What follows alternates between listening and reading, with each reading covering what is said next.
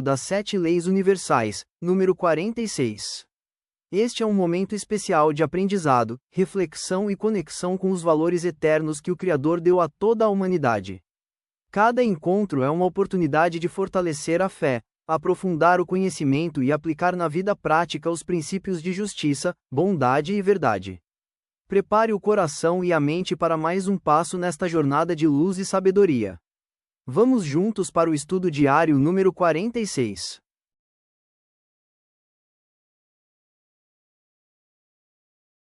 Olá, gente. Shalom, shalom a todos. Estamos iniciando então nosso estudo diário das 7 leis, começando hoje nosso estudo diário de número 46. É o 46º estudo diário das 7 leis, que nós estamos nesse quarto ciclo de estudo diário. E hoje, na leitura do Guia Beninoa, na página 31, no capítulo de número 5, no parágrafo 10. Hoje terminaremos, então, esse capítulo 5 do Guia Beninoa, já passando a partir de amanhã para o capítulo de número 6, ok? Bem, nós estamos na mitzvah diária também de não blasfemar, ou seja, de Birat Hashem. Na verdade, Birat Hashem significa abençoar o nome de Deus e não blasfemar. Isso, na verdade, é um eufemismo que se faz, né? Se fala abençoar, para não falar uma palavra muito feia, que seria amaldiçoar ou blasfemar. Então, por isso, os sábios catalogaram dessa forma, ok? E nós estamos numa segunda ramificação, estamos listando desde o do Código Divino, do Dr. Moshe Weiner, onde ele aborda a segunda ramificação, que é que nós, os descendentes de Noé, ou seja, toda a humanidade, são ordenados a honrar e a temer o nome divino. Nós somos ordenados, então, a honrar e a temer o nome divino. Estamos chegando hoje no parágrafo de número no quinto parágrafo, né, onde aprendemos sobre honrar o sagrado nome de Deus. Então a gente vai estar vendo isso no nosso estudo diário das 7 leis de hoje.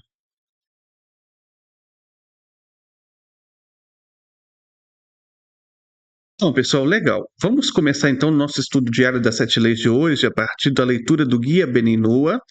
Leitura do Guia Beninoa, estamos no capítulo 5, na página 31, no parágrafo de número 10. E conforme nós fazemos, sempre que vamos fazer uma leitura do Guia Beninoa, nós trazemos também o quê? Trazemos também uma pergunta, sim. E qual é a pergunta de hoje? Por que há diferenças entre os mandamentos que o povo judeu tem e os mandamentos que o restante da humanidade tem? Por que há diferença entre os mandamentos de Benei Israel e Benei Noa, ou seja, entre os filhos de Israel e os descendentes de Noa? Por que existe essa diferença? Bem, o nosso rabino, Rav Yaakov Egrenstadt, vai responder essa pergunta para você hoje, lá na página 31. Você que está com o seu guia Beninoa, pode abrir o seu guia na página 31, no capítulo 5, no parágrafo de número 10. Olha o que está escrito. Está escrito que em um exército, cada integrante é importante em sua função específica. O general é responsável por dar as ordens e os soldados de executar as mesmas. Os cozinheiros devem preparar as comidas para que os soldados possam ter força para guerrear, e os cargos administrativos devem zelar para que toda a estrutura funcione perfeitamente. Da mesma forma, o exército divino, cada indivíduo criado tem sua função que foi lhe designada pelo próprio Deus. O povo judeu, quando saiu do Egito, foi chamado de exército divino e recebeu a Torá no Monte Sinai. Naquele momento, o povo judeu recebeu uma responsabilidade muito grande de guardar 613 preceitos e estudar a Torá dia e noite. Através deste trabalho, o judeu atrai santidade para a terra e prepara o mundo para a era messiânica. Quando, assim, o mundo atingirá o objetivo final pelo qual foi criado. Benoa faz parte do exército divino, ajudando o judeu a cumprir sua missão. Legal, pessoal. Então, nós estamos falando hoje, numa linguagem simbólica, né? Que o povo judeu, quando estava saindo do cativeiro do Egito, ele foi chamado de exército divino. E quando o povo judeu saiu, como foi chamado então de exército divino, interessante é que eles foram, com o tempo, receber no Monte Sinai as 613 mitzvot, ou seja, os 613 mandamentos. Até esse momento, o povo judeu não tinha a obrigatoriedade de cumprir as 613 mandamentos, mas ele tinha os 7 mandamentos universais que nós temos, né? Eles tinham a mitzvah, o mandamento da circuncisão, que foi ordenado a Abraão. Eles tinham já o mandamento de estar servindo a Deus, ou seja, a oração, né, de manhã, a oração à tarde, a oração à noite, a oração do povo judeu, já tinha sido dada aos 3 patriarcas, a Abraão, a Isaac e a Jacó. A Abraão foi ordenada a oração da manhã, a Isaac foi ordenada a oração da tarde, e a Jacó foi ordenado a oração da noite, a oração noturna. E também tinha o mandamento de retirar a máser, né? Ou seja, de retirar 10% de tudo aquilo que planta-se na terra, e essa terra dá, e então tinha esse mandamento já. E tinha também o mandamento, mais um mandamento que se tinha, é de não comer uma parte da carne da parte traseira do animal. Ou seja, por quê? Porque ali corre o nervo ciático. Então já tinham recebido também esse mandamento, o povo judeu, desde quando ele estava no Egito. Aí quando, um pouquinho depois, na saída do Egito, recebeu mais alguns mandamentos, né? Entre esses mandamentos recebeu o de fixar o mês, né, o primeiro dia do mês, quando a lua nova está visível. Então, assim, eles enxergavam a lua nova e falavam, é um novo mês. Né? É exatamente isso que significa, a partir de agora, esse é o primeiro dos meses. Ou seja, a partir daquele momento, o povo de Israel recebeu o mandamento de contar o Rosh Chodesh, a cabeça do mês, o primeiro dia daquele mês. Além disso também, eles receberam o mandamento de fazer o Estatuto de Pessach, ou seja, de fazer a celebração da libertação do Egito através das matzot, ou seja, dos pães sem fermentos, né? Através do cordeiro, o cordeiro pascual, ou seja, que é o cordeiro que é chamado de Pessa, na verdade, é o cordeiro em si. Então já tinha recebido também esse mandamento. E aí o povo de Israel ao sair do Egito, ele se encontrou em Mará, e é dito que em Mará o povo de Israel recebeu estatutos e leis. Então, quais esses estatutos? Ali ele recebeu a obrigação de guardar o Shabat. É a primeira vez que a palavra, inclusive, Shabat, vai aparecer nas Escrituras. Ela não aparece antes, tá? Então, o povo de Israel antes honrava o Shabat, lembrava do Shabat, só que ali adquiriu a obrigação de guardar o Shabat. O povo de Israel, né, recebeu a obrigação de guardar o Shabat.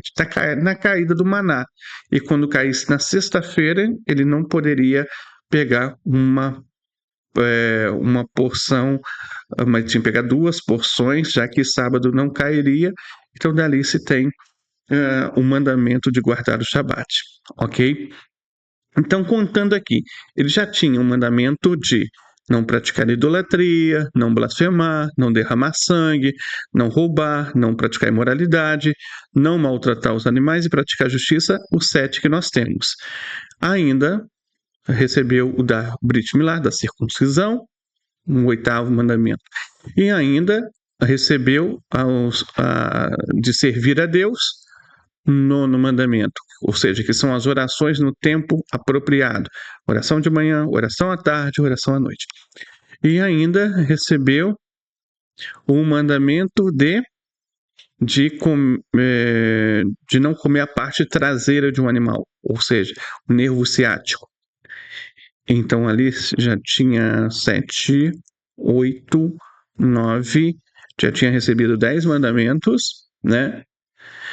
Não confunda com os 10 mandamentos do Monte Sinai, porque ali estamos falando de outra coisa. E no Egito recebeu ainda mais um mandamento de fixar os meses, 11 então, e também o Estatuto de Peça, nós temos então 12, e ainda a guarda do Shabat, ao chegar em Mará, 13 mandamentos, e ali recebeu algumas leis então. Bem, estatuto praticamente seria o Shabat, leis seria que o povo judeu recebeu ou ouviu novamente a repetição das 7 leis universais anteriormente faladas. Seria isso. Então, aí você vê que o povo judeu ele vai receber outros mandamentos, mais mandamentos no Monte Sinai, né? Ou seja, os 10 e ainda vai receber mais mandamentos, até completar 613 mandamentos. E por que o povo de Israel ele recebeu esses mandamentos? E quais são essas? Por que existe essa diferença? Por quê? Porque o povo judeu ele tem uma missão que é a missão de trazer santidade para este mundo, de trazer luz para este mundo, de trazer a divindade para este mundo, a presença divina para este mundo, entendeu? O povo judeu ele tem, por exemplo, a missão de estudar Torá. A missão de estudar Torá dia e noite. Foi dito lá a Josué, né? Medita neste livro, na Torá de Moshe Rabbeinu, nela meditarás de dia e meditarás de noite. Isso realmente é literal, significa que o povo judeu tem que viver integralmente para o estudo da Torá. O povo judeu ele tem um mandamento de estudar, e através desse estudo ele eleva o mundo, entendeu? Qual é a diferença desse mandamento para o estudo que o Benoa faz, inclusive que nós estamos fazendo aqui agora, neste momento? Qual que é essa diferença? Em que se diferencia aqui? Bem, se diferencia o seguinte, que o judeu, ele através do estudo, ele eleva o mundo, né? E por si só, o estudo por si só. O Benoa não. O Benoa, ele estuda para cumprir as leis. Ou seja, a gente estuda para conhecer as 7 leis e poder cumpri-las, e através do cumprimento dessas 7 leis nós elevamos o mundo. Então, estudar faz parte do conhecimento a Deus, de reconhecer a existência de Deus, logicamente, e está junto, né, com os 7 mandamentos universais. No entanto, ele não é um mandamento separado, como tem o povo judeu. O povo judeu tem um mandamento separado só para isso. Através daquele mandamento do estudo, ele eleva o mundo, e nós elevamos o mundo a partir do momento que nós praticamos aquilo que estudamos. Então, existe essa diferença. Nós vamos deixar aqui bem claro para vocês. Então, assim como num exército, você tem vários tipos de funções diferentes, o povo judeu recebeu essa missão específica. E nós recebemos a missão de ser cooperadores com o povo de Israel, andar ombro a ombro, ajudá-los a cumprir essa missão. E quando nós cumprimos as nossas 7 leis universais, nós fazemos com que essa santidade também venha para este mundo, assim como o povo judeu cumpre quando cumpre as 613. Entendeu? E uma outra coisa muito importante que precisa ser falada aqui é que esse mandamento, né, esse mandamento, do qual eu estou expondo para vocês, a respeito daquilo que o povo judeu recebeu, esses 613 mandamentos que eles receberam são mandamentos que, dentro de um povo que aprendeu isso desde a infância, faz parte da cultura, faz parte do convívio deles, eles já estão adaptados a isso. Nós, as nações, nós estamos educados desde criança a respeito de todos os detalhes desses 613. Então, nós recebemos mandamentos mais pertinentes ao nosso eixo cultural, à nossa realidade. E quando nós cumprimos isso, né, cumprimos os 7 mandamentos, que não são fáceis de cumprir, são mandamentos que têm detalhes, né? São mandamentos que muitas vezes têm situações que vão requerer um compromisso bem grande nosso, um compromisso bem conectado com o Todo-Poderoso, e isso realmente vai ocorrer, de fato. Então, essa é a dinâmica. Nós ajudamos o povo de Israel, cumprimos os nossos mandamentos, o povo de Israel cumpre o dele, nós andamos ombro a ombro e assim trazemos juntos a era messiânica, ok? Bem, pessoal, nós estamos agora, vamos entrar na nossa mitzvah diária. Mitzvah diária. A mitzvah diária de hoje, nós estamos falando sobre a mitzvah de Bihat Hashem, ou seja, de não blasfemar. Como eu falei para vocês, a referência única dessa mitzvah, a raiz dela, ela se encontra lá em Levítico, capítulo 24, versículo 15, onde diz que todo homem que blasfemar contra o seu Deus levará sobre si o seu pecado. E como eu expliquei, lá no comecinho dessa mitzvah, desse mandamento, né, que eu expliquei para vocês quando começamos a abordar esse ponto, que a palavra que todo homem aparece ish, ou seja, todo homem indica tanto o judeu como o não judeu, entenderam? Porque a palavra ish, ela se repete e não existe nada por acaso na Torá. Tudo tem um propósito. Estamos entrando, então, na segunda ramificação, onde aprendemos que nós, os descendentes de Noé, somos ordenados a honrar e temer o nome de Deus. Bem, e dentro dessa parte, hoje veremos sobre o dever de honrar o sagrado nome de Deus. O Dr. Moshe Weiner, no Código Divino, na parte 3, lá no capítulo 2, na Lahad número 6, ele deixa bem claro o seguinte: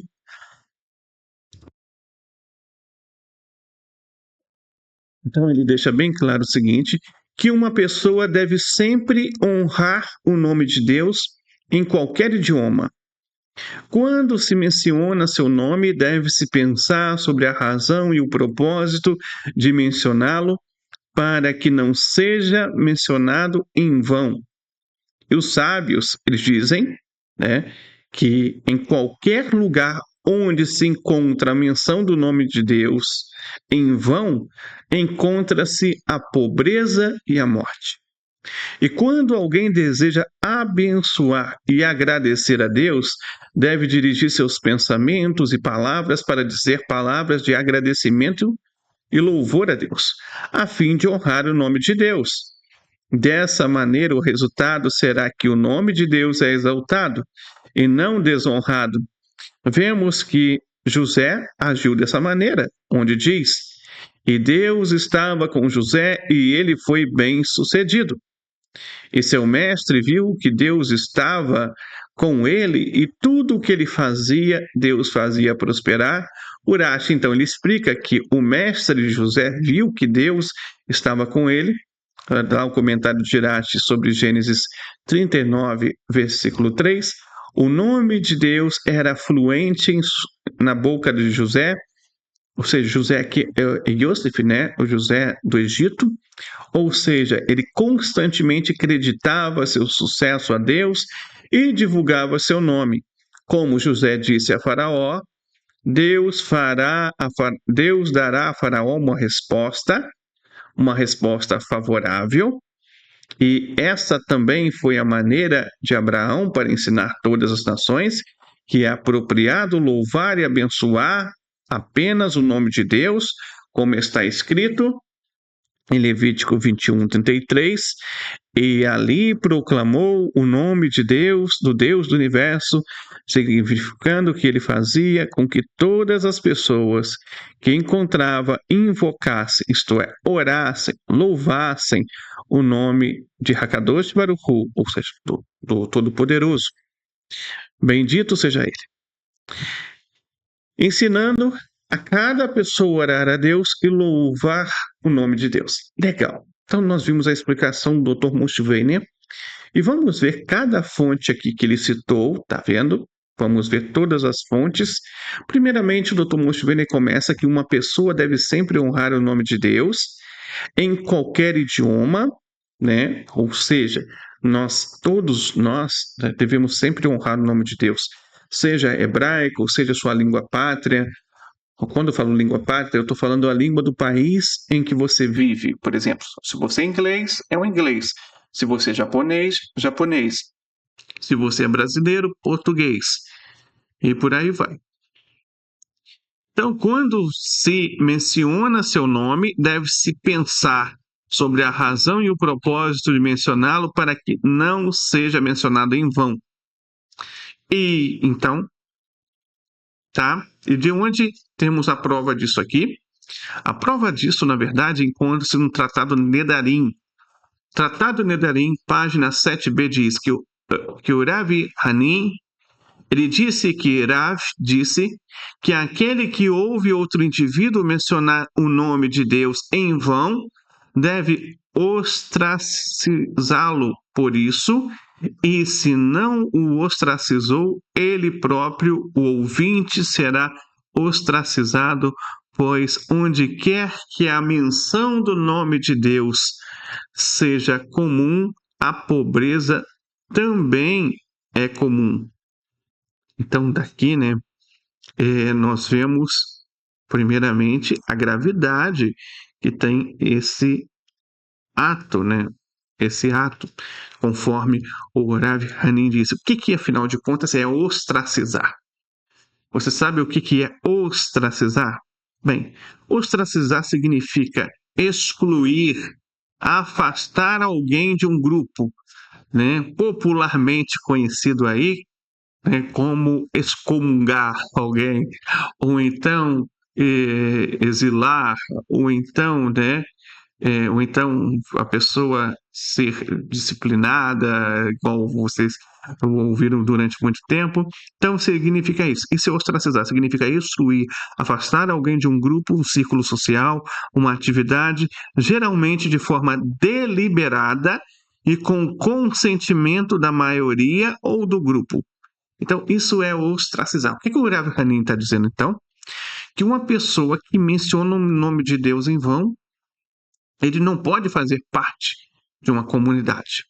E principalmente de uma comunidade belinoa. Se ele faz parte de uma comunidade belinoa, ele tem que ser advertido. Os líderes daquela comunidade, né, devem conversar com ele, deve ter um diálogo, fazer entender a gravidade do problema, porque às vezes ele está falando porque não conhece a gravidade, né? E então, depois dele ver que é errado, e então ele passa a cumprir certinho o mandamento e não agir dessa forma, então ele vai ser reintegrado à comunidade, tudo bem? Mas se de repente ele não quiser se corrigir, né? Se ele não quiser se corrigir, realmente fica numa situação bem complicada, porque ele pode estar influenciando negativamente outras pessoas e levando essas pessoas também a ter maus exemplos. Por isso que tem que ter um certo cuidado sobre esse ponto. Então, esse próprio ouvinte, né? Esse próprio ouvinte esse próprio ouvinte que fica muitas vezes falando coisas negativas sobre o nome de Deus, mencionando em vão, ele está atraindo o quê? Ele está atraindo para si desonra, ele está desonrando o nome de Deus, né? E isso daqui é como o Dr. Moshvene falou.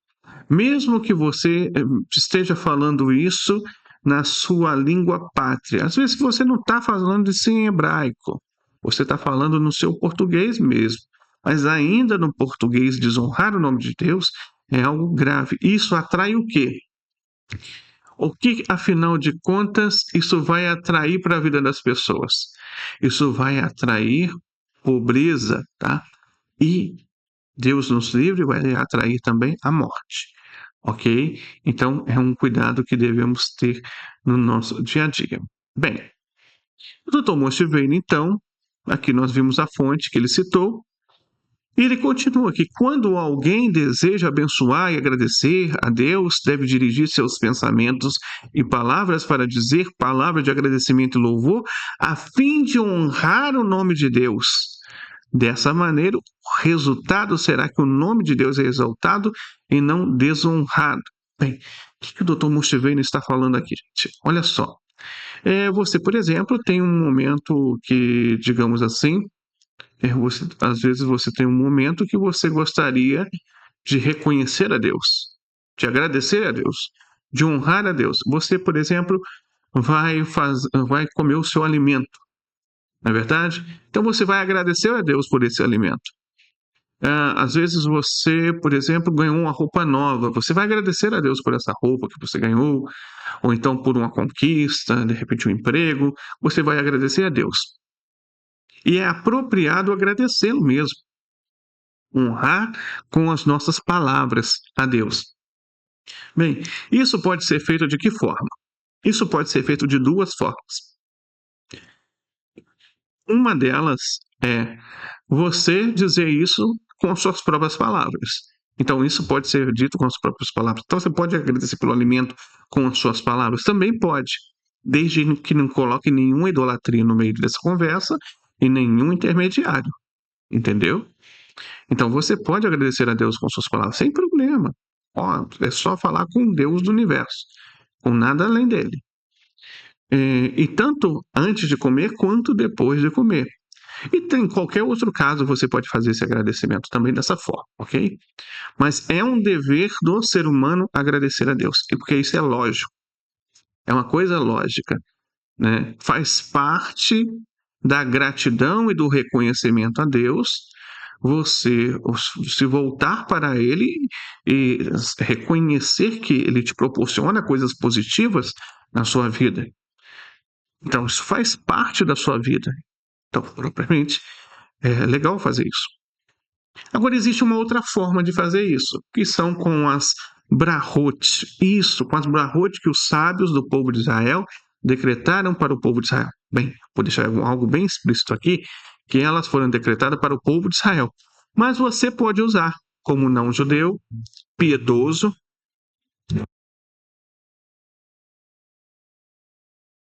como não judeu piedoso, ou seja, um Benoa, um justo entre as nações, você pode usar essas brahot também, entendeu? Se você tem um Sidur Beninoa, você vai encontrar no Sidur Beninoa várias maneiras de estar honrando, tá? Várias maneiras de estar honrando o nome de Deus, desde o momento em que você acorda até o momento que você vai dormir. Você vai encontrar bênçãos alimentares, você vai encontrar bênçãos que se diz antes de comer e também bênçãos que se diz após comer. Tá? E você pode estar fazendo isso no seu dia a dia, porque é apropriado. Tudo bem, ótimo, perfeito. Só que de onde nós extraímos isso? De Gênesis capítulo 39, versículo 2 e versículo 3. Como eu falei para vocês, o povo de Israel recebeu os 613 mandamentos lá no Monte Sinai. Antes do Monte Sinai, melhor, vou explicar de outra forma. Do Monte Sinai para frente, o povo de Israel recebeu um status, tá? Um status espiritual de Benei Brit. O que é Benei Brit? Filho do pacto, filho da aliança. Ali no Monte Sinai isso foi carimbado. Então, a partir daquele momento, o povo de Israel adquiriu obrigatoriamente 613 mandamentos. Tudo bem? Quando eu falo que o povo de Israel adquiriu 613 mandamentos, não quero dizer que uma pessoa só cumpre 613 mandamentos. Não. É porque, na verdade, 613 mandamentos, existem mandamentos que são para homens, existem mandamentos para mulheres, existem mandamentos que levitas cumprem, somente o levita pode cumprir, mandamentos que só um rei pode cumprir, mandamentos que só o sumo sacerdote pode cumprir, ou que só o sacerdote pode cumprir. Então, existem várias categorias desses mandamentos. E junto o povo de Israel, cumprindo cada um a sua função, junto eles conseguem cumprir 613 mandamentos. Entenderam agora? Baruch Hashem. Ótimo, perfeito. Então aqui, vamos... Baruch Hashem significa, gente, que Deus, tá? Seja exaltado. Deus, bendito seja Deus, tá? Hashem é um nome, né? Mas a gente usa como forma de bendizer a Deus. Então aqui, se você falar Baruch Hashem em todos os momentos na sua vida também, tudo que acontece com você, você fala Baruch Hashem, Baruch Hashem, Baruch Hashem, Baruch Hashem, você está honrando o nome de Deus. Sabia disso? Isso. Quando você fala Baruch Hashem, você está honrando o nome de Deus. Então sempre fala Baruch Hashem. Sempre fala Baruch Hashem. Ah, eu preciso falar em português? Não, pode falar também. Preciso falar em hebraico? Não, pode falar em português. Bendito seja Deus. Né? Bendito seja Deus. Deus seja bendito. Deus seja louvado. Pode falar da maneira que você quiser. Tudo bem? Ok. Então, pessoal, a gente está vendo aqui nesse texto que isso acontecia com quem? Isso acontecia com Yosef, José do Egito.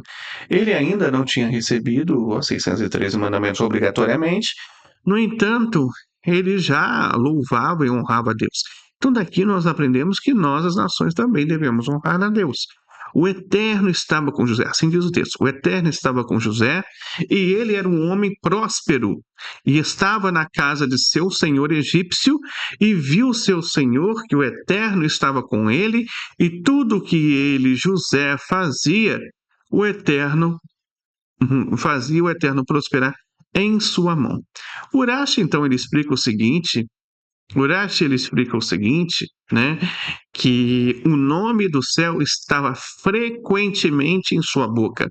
O Midrash Tanhumá, para Shavayeshev, lá no parágrafo 8, ele vai explicar esse texto que Urashi falou aqui, porque Urashi, na verdade, ele tirou do Midrash. Então, o que é dito nesse Midrash? Mas ele recusou e disse à mulher de seu senhor, ou seja, a mulher do Potifar, que queria seduzir José, as escrituras declaram em outro lugar, em referência a este versículo, bem-aventurado o homem que confia no Eterno. Está lá em Jeremias capítulo 17, versículo 7. Você descobre que enquanto José morava na casa de seu senhor, ou seja, do Potifar, o Eterno estava com José e ele prosperou e seu senhor viu que então o Eterno estava com ele. Como o perverso Potifar reconheceu, então, que Hakadosh Baruch Hu, o Todo-Poderoso, estava com ele, e reconheceu de maneira que o Eterno estava com ele, de que forma? É que o nome do Todo-Poderoso nunca saiu dos lábios de José.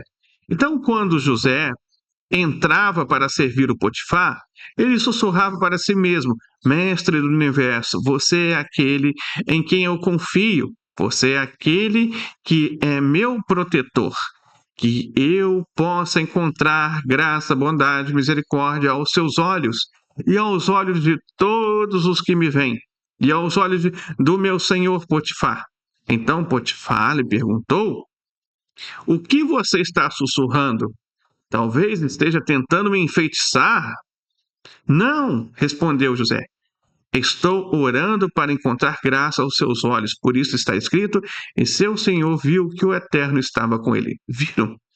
Então, em tudo, José, ele conseguia trazer o nome de Deus para todo ato. E sempre ele estava totalmente conectado e dependente do Deus Todo-Poderoso. Ele estava totalmente conectado. Ou seja, tudo que acontecia, José falava Baruch Hashem. Tudo que ocorria com ele era Baruch Hashem. Então, olha só, você sabe que José, ele conseguiu, né, cuidar da fome de milhares de pessoas e que milhares de pessoas iam ao encontro de José? Você sabe disso, não sabe? Mas sabe como que ele conseguiu proporcionar isso? Sabia que a Hassidut ensina que José, ele não precisava de um cli para atrair a bênção? Sabe o que significa isso? Significa o seguinte, significa que José confiava tanto em Deus, ele confiava tanto em Deus, tá? Que ele conseguia fazer com que alimentos aparecessem do nada. E através desses alimentos que apareciam do nada, ele conseguiu matar a fome de muitas pessoas. Porque, como você vê no texto lá, o estoque do Egito acabou esgotando uma hora. Então, de onde José tirava esses alimentos que eram dele, o faraó fala, vai pegar com o José dos alimentos dele. De onde vêm esses alimentos dele? Vem exatamente daí. Através da confiança em Hashem, através da verbalização da gratidão, ele atraiu a Midad Hesed, ou seja, o atributo de benevolência divina. E com isso, ele trouxe prosperidade para ele. Então, a melhor forma que alguém realmente tem de atrair prosperidade é sempre agradecer a Deus, sempre reconhecer a Deus, sempre estar conectado com Deus. Em tudo que você fizer, agradeça a Deus. Tudo que você fizer, Baruch Hashem. Tudo, absolutamente tudo. Ok? Bem, então vamos lá. Ainda nós estamos continuando aqui, né? Conforme nós falamos. Então, José constantemente ele acreditava seu sucesso a Deus e divulgava, né, o nome de Deus, do Todo-Poderoso. E foi assim também com Paró, ou seja, com Faraó. Foi assim também com Faraó. Lembra? E de onde nós encontramos isso sobre o Faraó? Bem, nós encontramos isso lá em Gênesis, capítulo 41, versículo 16. O que está escrito lá? Na verdade, está escrito o seguinte: José respondeu a Faraó dizendo, eu não, Deus cuidará do bem-estar de Faraó. Então, Urashi, comentarista clássico da Torá, ele vai explicar o seguinte, que a palavra composta aqui pelo Bet e pelo Lamed e pelo Ain, Dalet e Yud, é uma palavra que traz o sentido de não se estende a mim. Ou seja, a sabedoria para interpretar sonhos não é minha, mas Deus responderá. Ele colocará em minha boca uma resposta que será para o bem-estar do faraó. Ou seja, ele estava reconhecendo a Deus de novo. Então, tudo o que se atribuía a José, ele voltava a atenção para o Todo-Poderoso e levava as pessoas a observarem isso, ensinando as pessoas como se conectar, como exercitar a confiança, habitahon, ou seja, a confiança em Deus. Em hebraico existem duas palavras para a fé. A primeira palavra para a fé é a palavra emuná. Eu acho que é essa que você conhece. Essa palavra emuná, ela, na verdade, significa acreditar porque aquilo é a verdade. Ou seja, você acredita em algo por quê? Porque está na Torá. Você acredita que o Criador fez o mundo? Porque está na Torá. Você acredita que ele é um? Porque está na Torá. Só que a bitahon é o outro termo para a fé. Só que bitahon é uma fé diferente. É uma fé que significa confiança. É quando você faz algo além da razão. Você praticamente se joga, se lança nos colos do Todo-Poderoso. E coloca toda a sua confiança nele e tira toda a sua. Você se esvazia e volta a sua atenção inteiramente para ele. Esse era o nível de fé que Yosef tinha, que José tinha. E é o nível de fé que devemos usar na nossa prática, no nosso dia a dia também. Legal, né? Vamos ver mais uma coisa sobre isso, né? Conforme o Dr. Moshe Weiner, ele vai destacando, e ele vai dizendo o seguinte, né? E aí ele vai dizer o seguinte também, que essa também foi a maneira de Abraão para ensinar a todas as nações que é apropriado louvar e abençoar apenas o nome de Deus, como está escrito em Gênesis 21:33, e ali proclamou o nome de Deus, o Deus do universo, significando que ele fazia com que todas as pessoas que encontrava, invocassem, isto é, orassem, louvassem o nome do Todo-Poderoso, ensinando que cada pessoa a orar a Deus e a louvar o nome de Deus. Então, Abraão educou a humanidade inteira na época dele a orar a Deus. Daqui nós vemos que todo ser humano deve orar a Deus.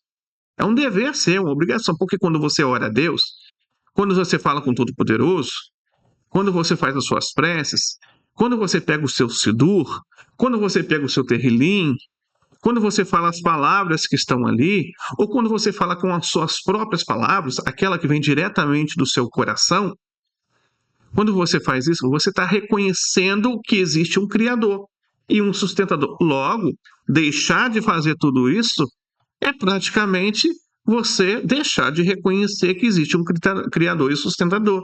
E isso beira a blasfêmia, não é verdade? Então, por isso, deve-se ter o cuidado devido sobre este ponto.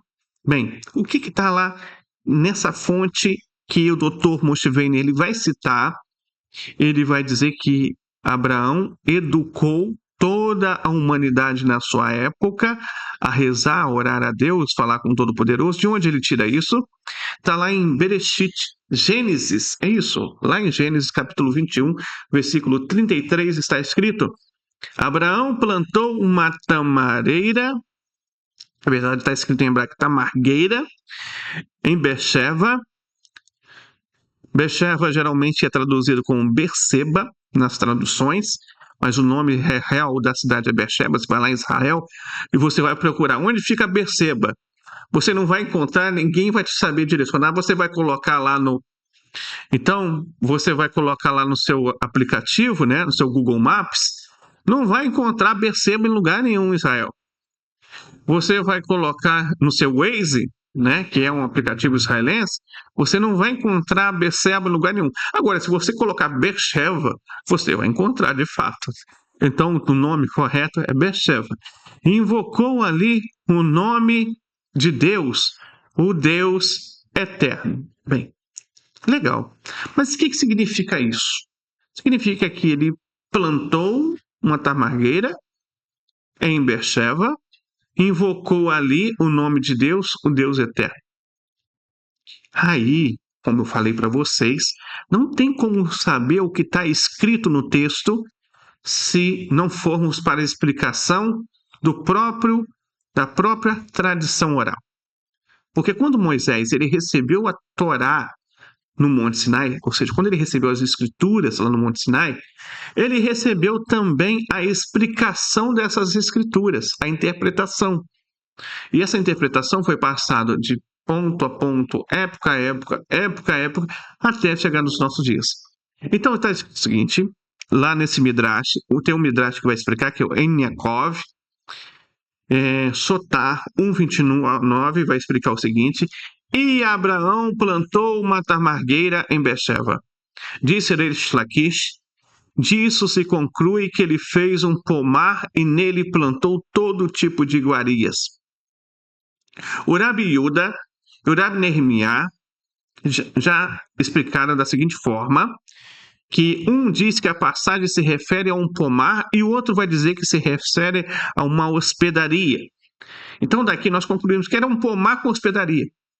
É evidentemente correto, de acordo com quem explica, como um pomar, pois a passagem diz, vai estar, e ele plantou, como quando quem explica, como hospedaria, no qual, significado de vai estar, e ele plantou, tal expressão encontramos na seguinte passagem também, vai estar, ele armará tendas, lá em Daniel 11:45 também, é dito sobre isso, e invocou ali o nome do Eterno, e disse Reish Lakish, não leia Vaikra, e ele chamou, mas vai a Cri, e ele fez com que fosse chamado.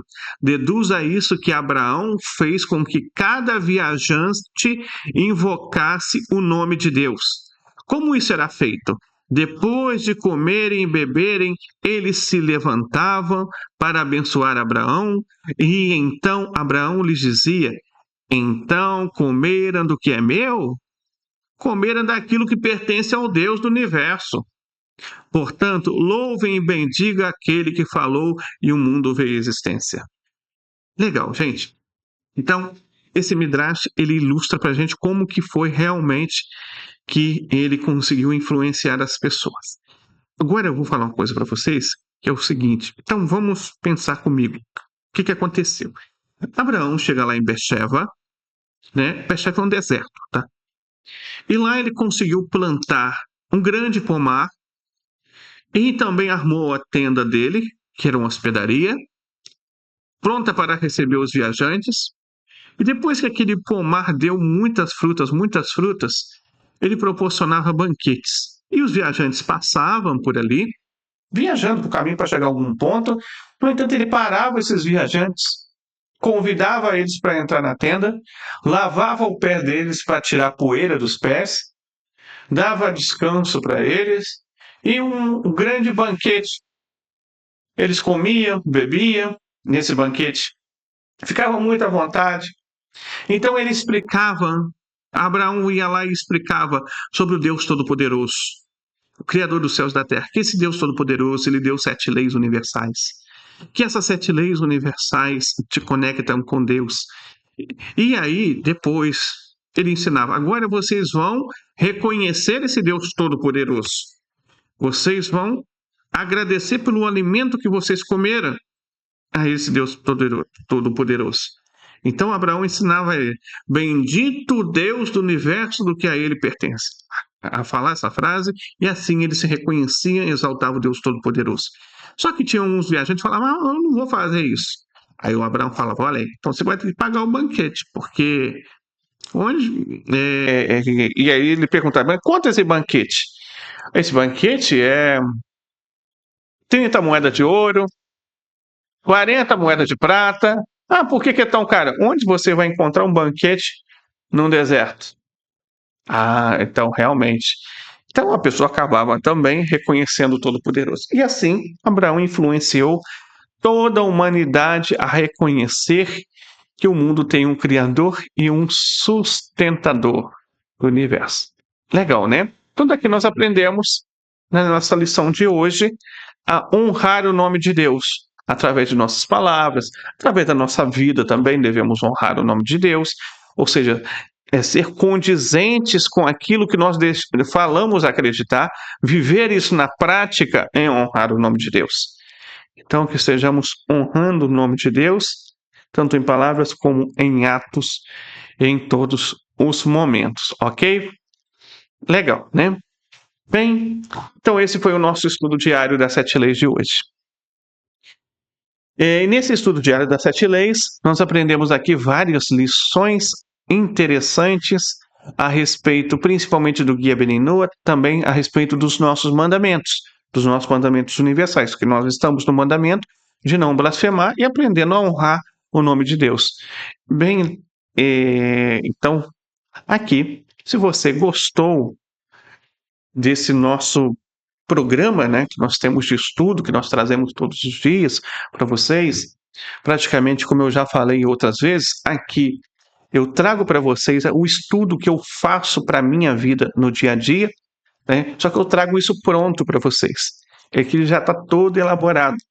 Aqui eu já trouxe com todas as fontes citadas, com o texto já traduzido, né? Esse livro, o Código Divino, por exemplo, ele não se encontra em português, se encontra em inglês. Aí eu faço essa tradução todos os dias para vocês e preparo, ok? E aí eu trago onde você aprende de uma maneira didática e, claro, é um prazer estar aqui passando isso para vocês.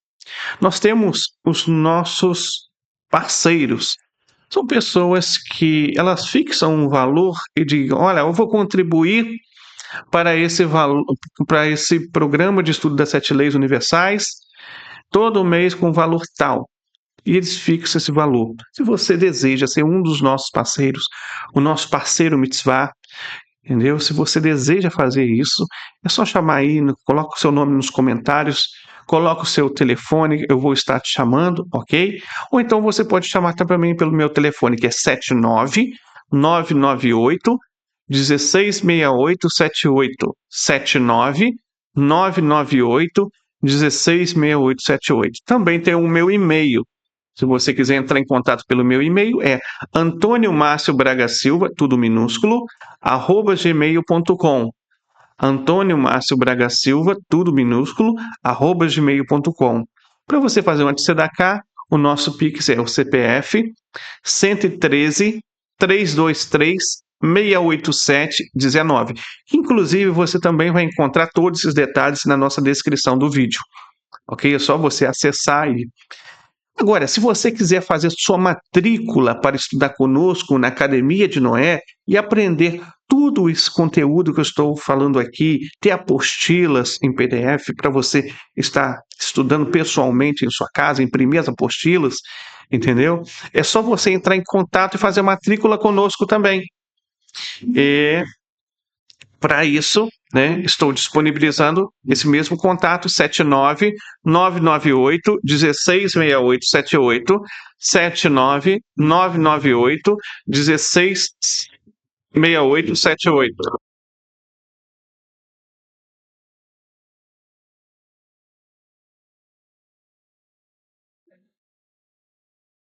É um prazer e que a Shem possa dar muitas bênçãos para você, para os seus familiares, para os seus amigos, para os seus vizinhos, para a sua cidade, para o seu estado, para o nosso Brasil e também para o mundo inteiro. Shalom, shalom a todos e que a Shem lhe dê muitas bênçãos. Uma ótima noite para todos vocês.